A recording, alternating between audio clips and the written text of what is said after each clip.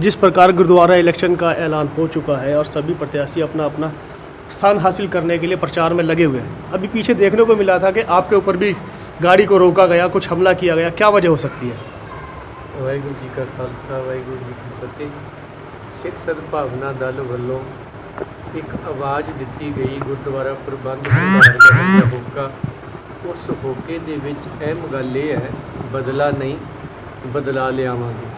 ਉਹ ਬਦਲਾ ਕੀ ਹੈ ਕਿ ਇਲੈਕਸ਼ਨ ਸਿਸਟਮ ਨੂੰ ਖਤਮ ਕਰਕੇ ਸਿਲੈਕਸ਼ਨ ਸਿਸਟਮ ਬਹਾਲ ਕਰਨਾ ਤੇ ਸਿਲੈਕਸ਼ਨ ਬਹਾਲੀ ਲਈ ਇਲੈਕਸ਼ਨ ਲੜਨਾ और राजनीति कढ़नी ते सिख नीति बहाल करनी। राजनीतिक भजाइए सिख नीति लियाइए। वो संगत नूं इन्ना क चंगा लग्या कि जिथे संगत ने सानू हुंगारा देना शुरू किया। ये लोग पैसा वंड के जां लोकां नूं आटा दाल स्कीमां वंड के भी मगर ना ला सके संगतां नूं, पर इनू अपने आप संगत ने अपनी आवाज़ बना लिया। इसलिए ये राजनीतिक लोग इन्ने क बुखला गए कि राजनीति भजाइए तो सिख नीति लियाइए। ये गल इन्हां नूं हजम नहीं हुई, जिहदे करके इन्हां ने वो सच की आवाज़ नूं बंद करन लई कदे तां साडे पोस्टर पाड़े, कदे साडे पोस्टरां दे उपर पोस्टर लवाउंदे आ, कदे साडे कीर्तन रद्द करवाउंदे आ। कमेटियां नूं फोन कर करके कहिंदे ने भाई वडाले नूं कीर्तन करन दिओ, जे कीर्तन करदे आ बोलण ना दिओ, जे बोलदे ने इन्हां नूं रिकॉर्ड ना करन दिओ, तां कि ये गल मीडिया राहीं संगत तक ना जावे। और हुण इत्थों तक ये नीच हरकतां ते आ गया कि पिछले दिन साडी गड्डी रोकी ते वो गड्डी रोक के जी इहदे ते पंजाब दा नंबर लिखिया होया जी, ये तुसीं इत्थे टेबल लैंप लाया होया जी। दसो सिख सद्भावना दल आल इंडिया रजिस्टर्ड पार्टी आ और नरोल धार्मिक आ, ਉਹਦਾ ਚੋਣ ਨਿਸ਼ਾਨ ਟੇਬਲ ਲੈਂਪ ਰਜਿਸਟਰਡ ਆ और ਚੋਣਾਂ ਗੁਰਦੁਆਰਾ ਸਾਹਿਬ ਜੀ ਦੀਆਂ ਐਲਾਨ ਹੋ ਚੁੱਕੀਆਂ ਨੇ और 27 ਸੀਟਾਂ ਤੇ ਉਹ ਸਿੱਖ ਸਦਭਾਵਨਾ ਦਲ ਫਾਈਟ ਕਰ ਰਿਹਾ ਹੈ। ਇਹਨਾਂ ਦਿਨਾਂ ਵਿੱਚ ਉਹ ਨਿਸ਼ਾਨ ਲਾ ਕੇ ਨਹੀਂ ਜਾ ਸਕਦਾ ਤੇ ਉਹ ਬਾਅਦ ਕਿੱਥੇ ਜਾਊਗਾ ਉਹ ਲਾ ਕੇ? ਇਹ ਕੋਈ ਗੱਲ ਤੋਂ ਬਣਦੀ ਨਹੀਂ। ਜਦ ਕਿ ਦੂਸਰੇ ਪਾਸੇ ਇਹਨਾਂ ਦੀਆਂ ਗੱਡੀਆਂ 'ਚੋਂ ਇਤਰਾਜ਼ਯੋਗ ਸਮੱਗਰੀ ਫੜੀ ਜਾਂਦੀ ਹੈ। इन्हां दे बंदे शराबां वंडदे फड़े जाते हैं, किधरे बाल्टियां वंडदे फड़े जाते हैं और वो पुलिस प्रशासन सरकार नूं दिसदा नहीं किते ना किते। खिमा करियो जी, पर साडी गल जिहड़ी सी उधर पुलिस प्रशासन दे राहीं रोकण दा वो कोझा यतन सी। गड्डी रोकी गई, सेवादार रोके गए, किन्ना समा बर्बाद किया और हरासमेंट जलील करन दी कोशिश की। पर ऋणी असीं सिख संगतां दे जिन्हां ने इन्ना क दबाव बना लिया कि पुलिस प्रशासन नूं गल जिहड़ी सी संगत दी सुणनी पई। जिहड़े सानूं कहिंदे सी तुहानूं थाणे खड़ांगे, मैं कहा जिहड़े फाह गड्ढना गड्ढ लो, लै जाओ जिथे लैके जाना। असीं कोई डरपोक हाँ जां कातल हाँ जां असीं कोई कानून दे विरुद्ध कोई काम कर रहे हैं जिहड़ा सानूं तुसीं पुछोगे। इस लई उस दिन इन्हां ने हरासमेंट करन दी कुछ कोशिश कीती सी। इदां दीयां कई करनगे। पिछली वार इन्हां साडी गड्डी दे शीशे भी तड़वाए सीगे भी शायद इदां दे गिद्दड़ भभूकियां नाले लोग भज जाणगे। इन्हां नूं दस दईए कि असीं तां 10 ਲੱਖ ਦੇ घेरे 'ਚ 40 जकारे छड्डण वाले कलगीधर पिता दे पुत्तर हाँ। गिद्दड़ो तुहाडीआं 10 ਲੱਖ फौजां भी आ जाण, साडे हौसले पजल नहीं कर सकदियां। 100 भ्रिष्टां दा डर एक ईमानदार नूं नहीं हुंदा, पर एक ईमानदार दा डर 100 भ्रिष्टां नूं जरूर हुंदा है। टेबल लैंप तुसीं साडे कंधां तो लवा दिओगे, गड्डियां तो लवा दिओगे, गुरुद्वारियां चों होल्डिंग लवा दिओगे, कित्थों कित्थों लवाओगे? जिहड़ा टेबल लैंप एक याद बन के सिख संगतां दे हिरदे 'च वो वस रहा है, दिन ब दिन वध रहा है, तुसीं दिल 'चों किवें कढोगे? मैनूं दरबार साहब 'चों कढ लिया, मेरे अंदरों दरबार साहब किवें कढोगे? इसलिए ये तुहाडे तो होना नहीं। इन्नी ताकत है नहीं इन्हां लोकां 'च, जिन्ना मर्जी ये कर लैण। ये एक इन्हां दी बुखलाहट है और वो भी नीच किस्म दी कह सकदा है, होर कुछ नहीं। पर इहदे नाल साडे हौसले बुलंद, साडी सोच बलवान। असीं वो नहीं जो हार जावांगे, असीं वो हाँ जो हार जावांगे, जो पार जावांगे। तो क्या लगता है जो आपने सिख नीति और राजनीति की बात की है, तो राजनीतिक जो अभी हावी हो रही थी, अब लगता है कि सिख नीति उसको बराबर करने के लिए तैयार है? जी हाँ, ये जिहड़ी हुण आवाज़ असीं दे रहे हैं सिख संगतां नूं कि जदों दी गुरुद्वारे दे विच इलैक्शन वड़ी ਇਹਨੇ ਸਿੱਖ ਸਰਮਾਏ ਦਾ ਇੰਨਾ ਕੁ ਨੁਕਸਾਨ ਕੀਤਾ ਕਿ ਜਦੋਂ ਸਿਲੈਕਸ਼ਨ ਕੀਤੀ ਜਾਂਦੀ ਸੀ ਕਹਿੰਦੇ ਜੀ ਸਿੱਖ ਗੁਰੂ ਨੂੰ ਲੱਭਦਾ ਫਿਰਦਾ, ਗੁਰੂ ਲਾਧੋ ਰੇ। 22 ਮੰਜੀਆਂ ਚੀਰ ਕੇ ਸਿੱਖ ਗੁਰੂ ਕੋਲ ਭਾਈ ਮੱਖਣ ਸ਼ਾਹ ਲੁਬਾਣਾ ਪੁੱਜਦਾ ਤੇ ਜਦੋਂ ਪੁੱਜਿਆ ਮੱਥਾ ਟੇਕਿਆ ਤੇ ਪੁੱਛਣ ਵਾਲੇ ਨੇ ਪੁੱਛਿਆ ਮੱਖਣ ਸ਼ਾਹ ਇੰਨਾ ਉਤਾਵਲਾ ਹੋ ਕੇ ਗੁਰੂ ਨੂੰ ਕਿਉਂ ਲੱਭਦਾ ਫਿਰਦਾ ਸੀ? ਕਹਿੰਦਾ ਗੁਰੂ ਨੂੰ ਨਮਸਕਾਰ ਕਰਨੀ ਸੀ ਨਾ, 500 ਸੋਨੇ ਦੀਆਂ ਮੋਹਰਾਂ ਲੈ ਕੇ ਆਇਆ, ਮੱਥਾ ਟੇਕਣਾ ਸੀ। ਉਹ ਸੁਣਨ ਵਾਲਾ ਸਿਰ ਫੜ ਕੇ ਬਹਿ ਗਿਆ ਵੀ ਕਿਹੋ ਜਿਹੇ ਸਿੱਖ ਤੇ ਕਿਹੋ ਜਿਹਾ ਗੁਰੂ। ਜੇ ਸਿੱਖ ਇੰਨੇ ਅਮੀਰ ਨੇ ਕਿ ਗੁਰੂ ਨੂੰ ਮਿਲਣ ਜਾਂਦੇ ਨੇ ਤੇ 500 ਮੋਹਰਾਂ ਲੈ ਕੇ ਜਾਂਦੇ ਨੇ, ਤੇ ਗੁਰੂ ਕਿੱਡਾ ਅਮੀਰ ਹੋ। ਉਹ ਸਾਡੀ ਸਿਲੈਕਸ਼ਨ ਦੀ ਇੱਕ ਝਲਕ ਹੈ। ਪਰ ਅੱਜ ਇਲੈਕਸ਼ਨ ਵਾਲਿਆਂ ਨੇ ਸਾਡਾ ਸਤਿਆਨਾਸ਼ ਕਰ ਦਿੱਤਾ। ਇਹਨਾਂ ਲੋਕ ਸਿੱਖ ਸੰਗਤਾਂ ਨਾਲ ਧੋਖਾ ਕੀਤਾ। ਕਿਸੇ ਨੂੰ ਕਹਿ ਦਿੱਤਾ ਜੀ ਉਹ 2000 ਦਾ ਨੋਟ ਦਿਆਂਗੇ, ਕਿਸੇ ਨੂੰ ਸ਼ਰਾਬ ਦੀ ਪੇਟੀ ਦਿਆਂਗੇ। ਉਹ ਬੱਚਿਆਂ ਦਾ ਭਵਿੱਖ, ਦਵਾਈ, ਪੜ੍ਹਾਈ, ਐਜੂਕੇਸ਼ਨ, ਮੈਡੀਕਲ, ਜਦੋਂ ਸਭ ਕੁਝ ਬਰਬਾਦ ਹੋਇਆ ਰਾਜਨੀਤੀ ਨੇ ਕੀਤਾ। ਸਿੱਖ ਵਿਰੋਧੀ ਤਾਕਤਾਂ ਨਾਲ ਮਿਲ ਕੇ ਇਹਨਾਂ ਨੇ ਸਿੱਖ ਕਤਲ ਕਰਵਾਏ ਤੇ ਕੀਤੇ। ਉਹਨਾਂ ਨਾਲ ਭਾਈਵਾਲੀਆਂ ਅੱਜ ਤੱਕ ਇਹ ਪਾਲਦੇ ਆਉਂਦੇ ਨੇ। ਇਹ ਤਿਕੜੀ ਜਿਹੜੀ ਹੈ ਨਾ, ਇਹ ਗੁਰੂ ਪੰਥ ਦੀ ਦੋਖੀ ਹੈ, ਚਾਹੇ ਉਹ ਸਰਨਾ ਹੋਵੇ, ਚਾਹੇ ਉਹ ਸਿਰਸਾ ਹੋਵੇ ਤੇ ਚਾਹੇ ਉਹ ਜੀਕੇ ਹੋਵੇ। ਇਸ ਤਿਕੜੀ ਨੇ ਜਿਹੜੀ ਘਟੀਆ ਕਿਸਮ ਦੀ ਰਾਜਨੀਤੀ ਗੁਰਦੁਆਰਿਆਂ 'ਚ ਕੀਤੀ, ਅੱਜ ਸਾਡੇ ਸਿੱਖ ਨੀਤੀ ਦੇ ਦਿੱਤੇ ਹੋਕੇ ਨੇ ਕਿਤੇ ਨਾ ਕਿਤੇ ਉਹ ਕੱਦ ਬਰਾਬਰ ਦਾ ਕਰਨਾ ਸ਼ੁਰੂ ਕੀਤਾ। ਹੁਣ ਤਾਂ ਸੰਗਤਾਂ ਵੀ ਕਹਿਣ ਲੱਗੀਆਂ ਅਸੀਂ ਸਿੱਖ ਨੀਤੀ ਲਿਆਵਾਂਗੇ, ਕਿਉਂਕਿ 100 ਸਾਲ ਸਾਡੇ ਬਜ਼ੁਰਗਾਂ ਨੇ ਪਹਿਲਾਂ ਲਿਆਂਦੀ ਸੀ। ਜੇ IAS, IPS, PCS ਵਰਗਿਆਂ ਅਹੁਦਿਆਂ ਦੀ ਸਿਲੈਕਸ਼ਨ ਹੋ ਸਕਦੀ ਹੈ ਤੇ ਫਿਰ ਗੁਰਦੁਆਰਾ ਤਾਂ IPS ਤੋਂ ਵੀ ਮਹਾਨ ਹੈ, ਉਹਦੀ ਸਿਲੈਕਸ਼ਨ ਕਿਉਂ ਨਹੀਂ? ਇਸ ਲਈ ਅਸੀਂ ਬਦਲਾਅ ਲਿਆਉਣਾ ਹੈ, ਸਿੱਖ ਨੀਤੀ ਲਿਆਉਣੀ ਹੈ, ਜਿਹਦੇ ਲਈ ਸਾਨੂੰ ਸੰਗਤ ਵੱਲੋਂ ਇਕੱਲਾ ਦਿੱਲੀ ਨਹੀਂ ਪੂਰੇ ਵਰਲਡ ਦੇ ਸਿੱਖਾਂ ਵੱਲੋਂ, ਤੇ ਜਿਹੜੇ ਸਿੱਖ ਨਹੀਂ ਗੈਰ ਸਿੱਖ ਨੇ, ਬਾਕੀ ਧਰਮਾਂ ਦੇ ਮਜ਼ਹਬਾਂ ਦੇ ਲੋਕ ਨੇ, ਉਹ ਵੀ ਸਾਨੂੰ ਫੋਨ ਕਰਦੇ ਨੇ ਕਿ ਜਿਹੜਾ ਤੁਸੀਂ ਗੁਰਦੁਆਰਿਆਂ 'ਚੋਂ ਚੋਣ ਸਿਸਟਮ ਦੇ ਖਿਲਾਫ ਆਵਾਜ਼ ਦੇ ਰਹੇ ਹੋ ਵੀ ਇੱਥੇ ਸਿਲੈਕਸ਼ਨ ਹੋਣੀ ਚਾਹੀਦੀ ਹੈ, ਅਸੀਂ ਤੁਹਾਡੇ ਨਾਲ ਹਾਂ। ਉਹਦਾ ਸਾਨੂੰ ਬਹੁਤ ਵੱਡਾ ਹੁੰਗਾਰਾ ਮਿਲ ਰਿਹਾ ਹੈ। अभी आपने एक नारा दिया था कि अगर आप जीतते हैं तो शिक्षा और स्वास्थ्य जो है कि फ्री होगा जी। तो कैसे इसके ऊपर सवाल उठने लगे कि आप उस चीज़ को कैसे करेंगे? हाँ, ये ਜਿਹੜੇ ਸਵਾਲ ਉਠਾਏ ਨੇ, ਸਵਾਲ ਨਹੀਂ ਦੂਸ਼ਣਬਾਜ਼ੀ ਕਵਾਂਗਾ, ਕਿਉਂਕਿ ਇਹ ਸਿਆਸੀ ਲੋਕਾਂ ਦੀ ਉਪਜ ਹੈ, ਸਿੱਖ ਸੰਗਤਾਂ ਦੀ ਨਹੀਂ।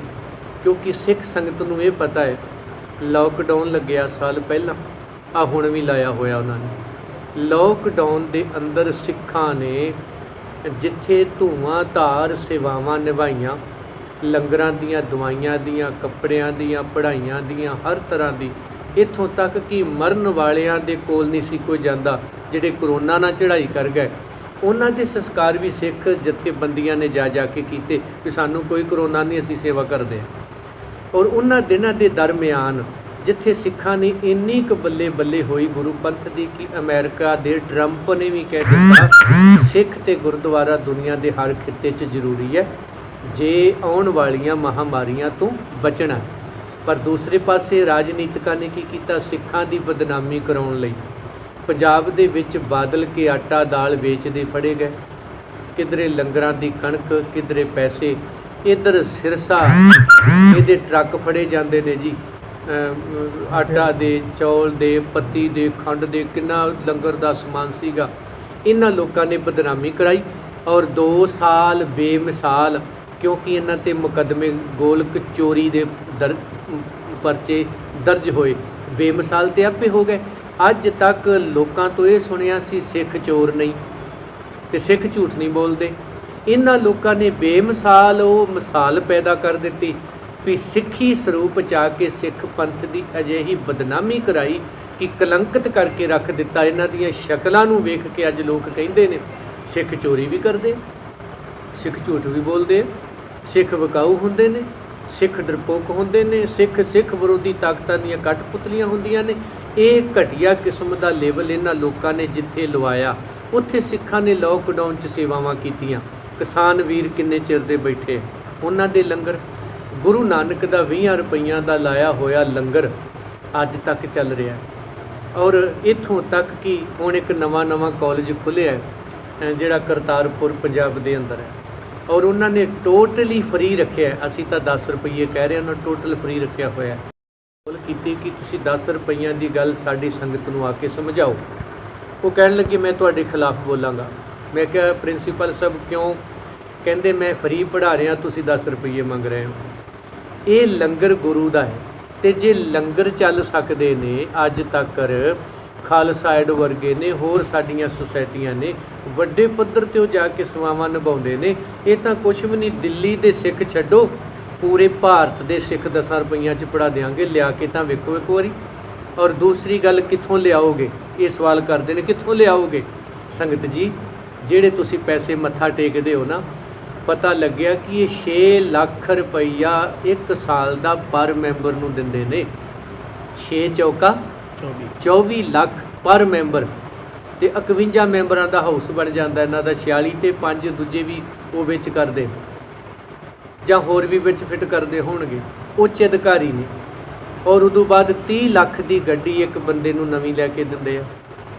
ਫਿਰ ਉਹਨਾਂ ਨੂੰ 5 ਮੁਲਾਜ਼ਮ ਦਿੰਦੇ ਆ, ਉਹਨਾਂ ਦੀਆਂ ਤਨਖਾਹਾਂ, ਪੈਟਰੋਲ, ਤੇਲ, ਸਾਰਾ ਖਰਚ ਮਿਲਾ ਕੇ। ਔਰ ਜਿੰਨੀ ਇਹਨਾਂ ਨੇ ਹੁਣ ਤੱਕ ਚੋਰੀ ਕੀਤੀ ਹੈ, ਜਿੱਦਣੇ ਪ੍ਰਧਾਨ ਬਣੇ ਨਹੀਂ ਸੀ, ਕਰਜ਼ਾਈ ਸੀ, ਅੱਜ ਹਜ਼ਾਰਾਂ ਕਰੋੜਾਂ ਦੇ ਮਾਲਕ ਬਣ ਗਏ। ਇਹ ਜਿਹੜਾ ਪੈਸਾ 2 ਨੰਬਰ 'ਚ ਗੁਰੂ ਕੀ ਗੋਲਕ ਦਾ ਇਹ ਲੋਕ ਖਾ ਰਹੇ ਨੇ, ਉਹ ਸਾਰਾ ਪੈਸਾ ਜਿਹੜਾ ਸੀ ਅਸੀਂ ਪੜ੍ਹਾਈ 'ਤੇ ਲਾਵਾਂਗੇ ਜੀ। ਸਾਨੂੰ ਭੁੱਖ ਕੋਈ ਨਹੀਂ, ਕਿਉਂਕਿ ਮੈਨੂੰ ਤਾਂ ਕੀਰਤਨ ਕਰਨ ਵੇਲੇ ਸੰਗਤ ਦੇ ਦਿੰਦੀ ਹੈ ਜਿੰਨਾ ਕੁ ਮੈਂ ਤੇਲ ਫੂਕਣਾ ਜਾਂ ਜਿੰਨੇ ਕੁ ਮੈਂ ਖਰਚੇ ਕਰਨੇ, ਮੈਨੂੰ ਲੋੜ ਨਹੀਂ ਹੈ।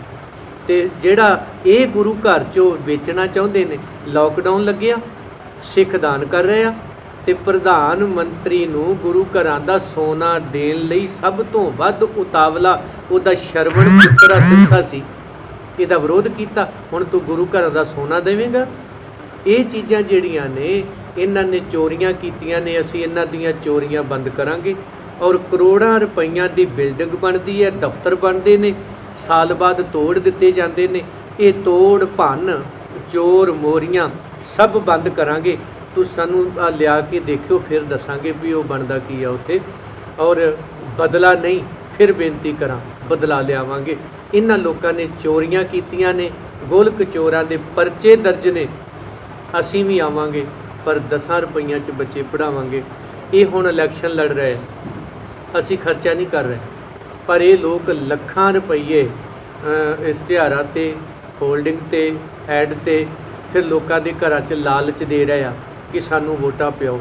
ਇਹ ਕਿਹੜੀ ਸੇਵਾ ਵੀ ਜਿਹੜੀ ਲਾਲਚ ਨਾਲ ਖਰੀਦੀ ਜਾ ਰਹੀ? ਪ੍ਰਿਥੀ ਚੰਦਾ ਵਾਂਗੂ ਕਬਜ਼ਾ ਕਰਨ ਦੀ ਠਾਣੀ ਹੋਈ ਮਸੰਦ ਇਕੱਠੇ ਕਰਕੇ। ਆਓ ਉਹਨਾਂ ਪ੍ਰਿਥੀ ਚੰਦਾ ਤੇ ਮਸੰਦਾਂ ਨੂੰ ਭਾਂਜ ਦੇਈਏ। ਹੋ ਸਕਦਾ ਸੀ ਤੇ 10 ਰੁਪਏ ਕਹਿ ਰਹੇ ਹਾਂ, ਗੁਰੂ ਕਿਰਪਾ करे फ्री भी पढ़ा सकते हैं। संगत को आप क्या कहेंगे कि वो क्या सोच करके वोट करें? ਉਹ ਇਹ ਸੋਚ ਕੇ ਵੋਟ ਕਰੇ, ਅਸੀਂ ਬਦਲਾ ਨਹੀਂ ਬਦਲਾਵ ਲਿਆਵਾਂਗੇ। ਸਿਰਸਾ ਇਹਨੂੰ ਪੁੱਛੋ, ਸ੍ਰੀ ਗੁਰੂ ਗ੍ਰੰਥ ਸਾਹਿਬ ਜੀ ਦੇ ਸਰੂਪ ਬਾਦਲ ਕਿਆ ਨੇ ਚੋਰੀ ਵੇਚ ਦਿੱਤੇ 328।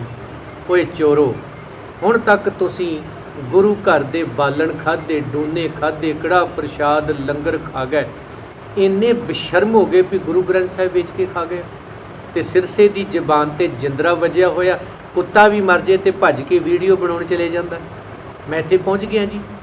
ਕਦੇ ਕਿਸਾਨਾਂ ਤੇ ਝੂਠ ਬੋਲਿਆ, ਕਦੇ ਡਾਕਟਰੀ ਤੇ ਝੂਠ ਬੋਲਿਆ, ਕਦੇ ਕਿੱਥੇ, ਪਰ ਗੁਰੂ ਗ੍ਰੰਥ ਸਾਹਿਬ ਲਈ ਜ਼ਬਾਨ ਨਹੀਂ ਖੋਲ੍ਹੀ। ਦੂਸਰੇ ਬੰਨੇ ਸਰਨਾ ਸਾਹਿਬ ਆ ਜਾਣ, ਚੇਲਾ ਰਾਮ ਦੀ ਬੇਸਮੈਂਟ 'ਚ ਕਿੰਨੇ ਸਰੂਪ ਸੀ, ਪੁੱਛਿਓ ਇਹਨਾਂ ਨੂੰ। ਔਰ ਜਿਹੜਾ ਗੰਦਗੀ ਗਟਰ ਦਾ ਪਾਣੀ ਮਹਾਰਾਜ ਜੀ ਦੇ ਸਰੂਪਾਂ 'ਤੇ ਪਿਆ ਸੀ, ਉਹਦਾ ਦੋਸ਼ੀ ਕੌਣ ਹੈ? ਉਹੀ ਪਾਣੀ ਕਿਸੇ ਨੇ ਸਰਨਾ ਸਾਹਿਬ ਦੇ ਸਿਰ 'ਚ ਪਾਇਆ ਹੁੰਦਾ ਤੇ ਕਿਹੜਾ ਮੁਕੱਦਮਾ ਹੋਣਾ ਜੀ ਸੀ? 307 ਦਾ। ਪਰ ਹੁਣ ਇਹਨਾਂ 'ਤੇ ਕਿਉਂ ਨਹੀਂ ਹੋਇਆ? ਇਹ ਚੁੱਪ ਕਿਉਂ ਨੇ? ਤੀਸਰੀ ਗੱਲ, ਆ ਜਿਹੜੇ ਕਿਤਾਬ ਚੱਕੀ ਫਿਰਦੇ ਨੇ, ਇਹਨਾਂ ਨੂੰ ਵੀ ਪੁੱਛਣਾ ਚਾਹੁੰਦਾ ਕਿ ਤੁਹਾਡੀ ਕਿਤਾਬ 'ਚ ਕੀ ਲਿਖਿਆ ਕਿ ਮਹਾਰਾਜ ਜੀ ਜੀਕੇ ਸਾਹਿਬ ਨੇ ਅਮਰੀਕਾ ਜਾਣਾ ਤੇ ਬਿਜ਼ਨਸ ਕਲਾਸ ਟਿਕਟ ਗੋਲਕ ਦੇ ਵਿੱਚੋਂ, ਪਰ ਗੁਰੂ ਗ੍ਰੰਥ ਸਾਹਿਬ ਦੇ ਸਰੂਪ ਜਾਣੇ ਤੇ ਕੰਟੇਨਰਾਂ ਦੇ ਵਿੱਚ। ਜਿਹੜੇ ਗੁਰੂ ਗ੍ਰੰਥ ਸਾਹਿਬ ਜੀ ਦੇ ਨਹੀਂ ਬਣੇ, ਸੰਗਤ ਜੀ ਇਹ ਤੁਹਾਡੇ ਨਹੀਂ ਬਣਦੇ। ਇਹ ਭਗੌੜੇ ਨੇ ਸਿੱਖੀ ਤੋਂ, ਔਰ ਸਿੱਖੀ ਦੇ ਕਾਤਲਾਂ ਦੀਆਂ ਬੀ ਟੀਮਾਂ ਨੇ ਇਹ ਲੋਕ, ਜਿਨ੍ਹਾਂ ਨੇ ਸਿੱਖ ਕਤਲ ਕੀਤੇ ਤੇ ਕਰਵਾਏ, ਉਹਨਾਂ ਦੀਆਂ ਇਹ ਬੀ ਟੀਮਾਂ ਨੇ। ਇਸ ਲਈ ਇਹਨਾਂ ਨੂੰ ਹਟਾ ਕੇ, ਇਹ ਰਾਜਨੀਤਿਕ ਨੇ। ਗੁਰਦੁਆਰੇ ਦੀ ਚੋਣ ਧਾਰਮਿਕ ਹੈ, ਅਸੀਂ ਧਾਰਮਿਕ ਸਿੱਖ ਨੀਤੀ ਦੀ ਗੱਲ ਕਰਦੇ ਹਾਂ।